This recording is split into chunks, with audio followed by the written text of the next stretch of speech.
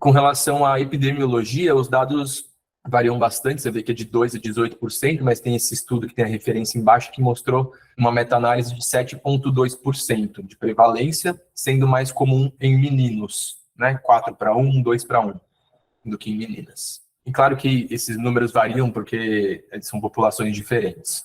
As comorbidades mais comuns é o transtorno opositor desafiador. Para você ver, 50% a 80% das crianças com TDAH podem ter transtorno opositor desafiador, 20% a 40% transtorno de ansiedade. Esse transtorno de conduta, transtorno depressivo, eu não achei, tá, a porcentagem. E também uma questão importante com relação ao desenvolvimento de habilidades escolares. Então é sempre bom a gente rever, né, essas questões de comportamento, opositor desafiador ou transtorno de ansiedade, sempre visitar isso na história clínica. E por que as pessoas têm TDAH, por que existe isso, né? Da onde que vem? Não se sabe totalmente, mas acredita-se que tem uma relação com o metabolismo de dopamina e noradrenalina no córtex, né? Isso, de alguma forma, se confirma porque é justamente a ação dos estimulantes, né? Por exemplo, a Ritalina vai ter justamente uma ação noradrenérgica, dopaminérgica nessas regiões. Então, uma das justificativas dessa hipótese é o fato da medicação funcionar nesse sentido. E também algumas alterações tem fatores genéticos envolvidos e também alterações anatômicas, né? Então, a gente sabe que há diferenças no cérebro de crianças com TDAH e crianças que não têm TDAH, principalmente uma redução volumétrica, principalmente em regiões frontais do córtex, entre outras. Tá? Além disso, a gente fala também dos fatores ambientais, né, muito importantes.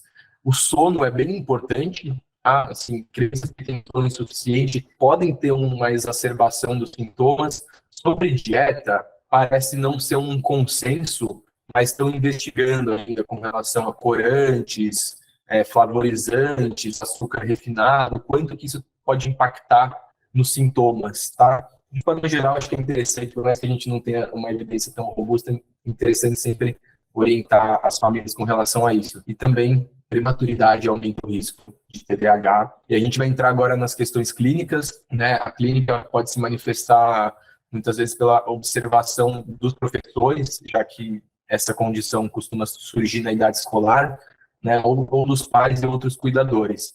E aí, como eu já falei, os sintomas principais são esses.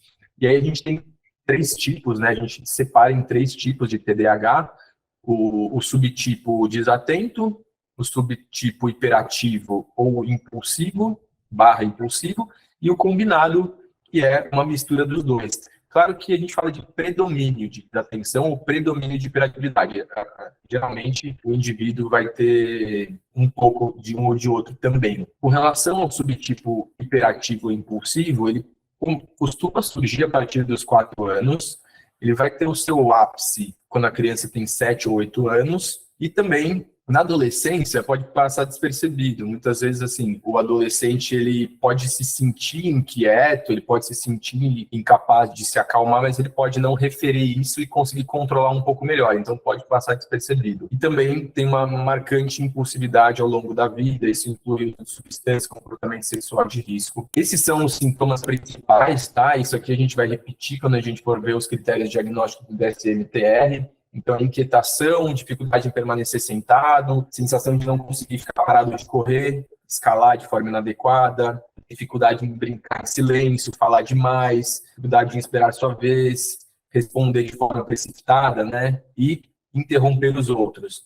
Então, muitas vezes, na prática, a gente vê os pacientes batendo as mãos nos pés, bastante inquietos mesmo. E com relação ao subtipo desatento, ele costuma surgir um pouco mais tarde, tá? Então é dos 8 aos 9 anos, e eles podem gerar, obviamente, prejuízos acadêmicos e ser persistentes ao longo da vida. O subtipo desatento vai ter como característica clínica dificuldade de prestar atenção em detalhes, errar por descuido, parecer não ouvir quando está falando diretamente com ela. Então, assim, você conversa com a criança, ela não responde, parece que não está ouvindo. Falha em seguir atividades, dificuldade em se organizar para fazer tarefa ou atividade, evitar tarefa que exige um esforço mental prolongado, então, por exemplo, precisa fazer um trabalho para a escola, vai adiando aquilo, porque sabe que aquilo exige um esforço mental prolongado, perder objetos, distrair-se por estímulos irrelevantes, como pessoas andando, pessoas falando, barulhos na rua, etc. E também esquecimento de atividades rotineiras.